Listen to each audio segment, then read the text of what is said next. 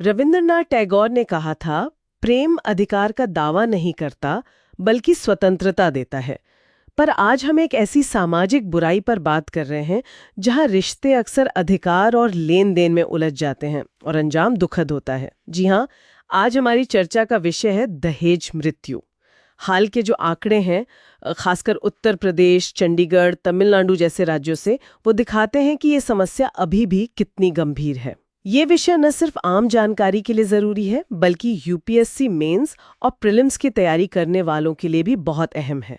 The Hindu जैसे अखबारों में भी इस पर विश्लेषण आते रहते हैं, तो आज हम इसी पर गहराई से बात करेंगे। इसके कारण क्या है, कानून क्या कहता है, चुनौतियां क्या है और समाधान क्या हो सकते हैं। चलिए शुरू करते हैं। सबसे पहले कानून की बात करते हैं।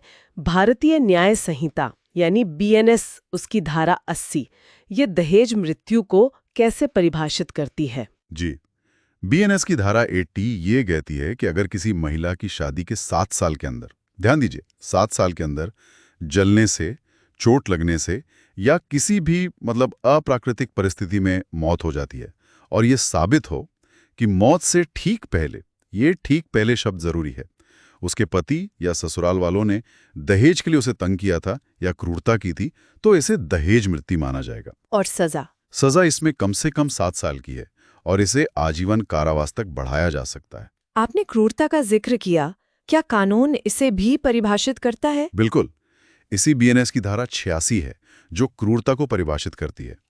इसमें कोई भी ऐसा जानबूझकर किया गया बर्ताव शामिल है जिससे महिला या तो आत्महत्या कर ले या उसे कोई गंभीर शारीरिक या मानसिक चोट पहुंचे। अच्छा, वो भी क्रूरता है।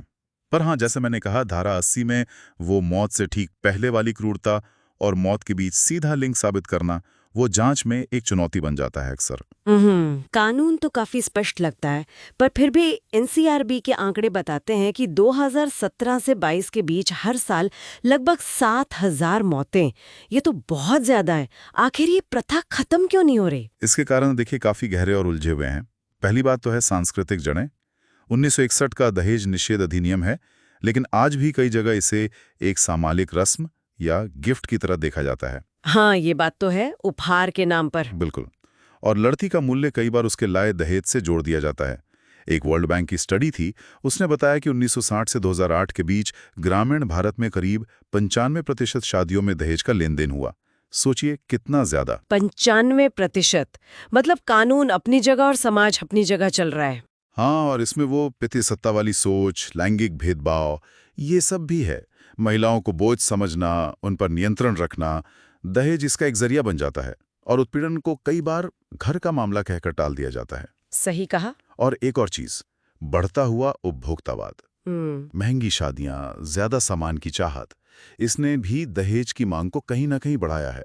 खासकर पश्चिम बंगाल, उड़ीसा, बिहार जैसे राज्यों में 2017-22 के बीच 6,100 से ज्यादा हत्याओं का मुख्य कारण दहेज था। अदालतों का क्या रुख रहा है इस पर? कुछ अहम फैसले या निर्देश? हाँ, बिल्कुल।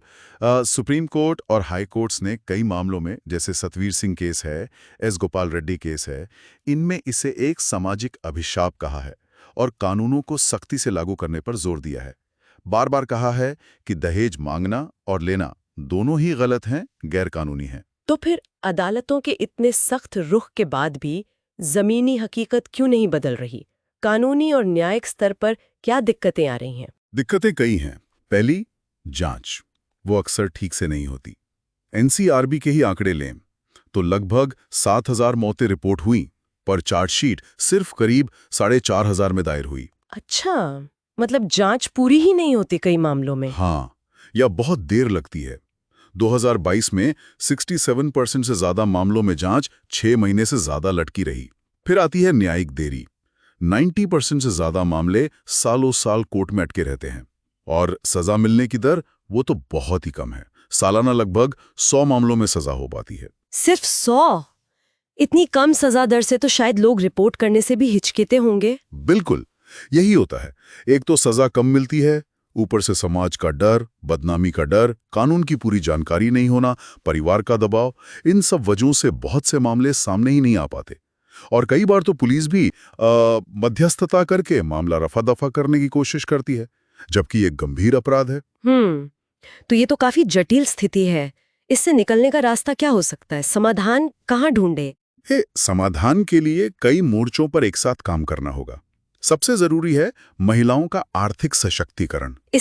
इसमें शिक्षा का अधिकार कानून, आरटी एक्ट, बाल विवाह रोकथाम कानून, पीसीएमए, इनका सही से पालन हो। और सरकारी योजनाएं? हाँ, जैसे बेटी बचाओ बेटी पढ़ाओ, सुकन्या समृद्धि योजना, मुद्रा योजना, ये सब आर्थिक आजादी और स्किल डेवलपमेंट में मदद कर सकती हैं। दूसरा, रिपोर्टिंग को सुरक्षित और आसान बनाना होगा, शायद टेक्नोलॉजी का इस्तेमाल करके। जैसे कोई गुमनाम शिकायत के लिए ऐप हो, हेल्पलाइन हो, विसल ब्लोअर को सुरक्षा मिले। और जो कानून लागू करने वाली एजेंसियां हैं, जैसे पुलिस और न्यायपालिका, उनकी क्या भूमिका है? उनकी भूमिका बहुत अहम है। पुलिस की सेंसिटिव ट्रेनिंग जरूरी है ताकि वो इन मामलों को गंभीरता से लें। जांच तेज और निष्पक्ष हो, इसे क्राइम की तरह देखा जाए, समझौते की तरह नहीं। और महिलाओं के लिए एक सेफ एग्जिट रूट हो, मतलब हर जिले में सुरक्षित आश्रय घर हों जहां उन्हें कानूनी, आर्थिक, रोजगार की मदद मिल सके। सही बात है। और न्यायिक सुधार भी, जैसे फास्ट ट्रैक कोर्ट्स, ताकि न्याय जल्दी मिले। और आखिर में लगातार जागरूकता अभियान चलाने होंगे लोगों की सोच बदलने के लिए, और पीड़ितों के लिए कानूनी मदद आसानी से उपलब्ध हो। तो कुल मिला के हमने देखा कि दहेज मृत्यु सिर्फ एक कानूनी मसला नहीं है, ये एक गहरी सामाजिक, आर्थिक और सांस्कृतिक समस्या है। कानून है, अदालतों के निर्देश भी हैं, योजनाएं भी चल रही हैं, लेकिन असली बदलाव तभी आएगा जब कानून सख्ती से लागू हों और समाज की, हम सब की सोच बदले।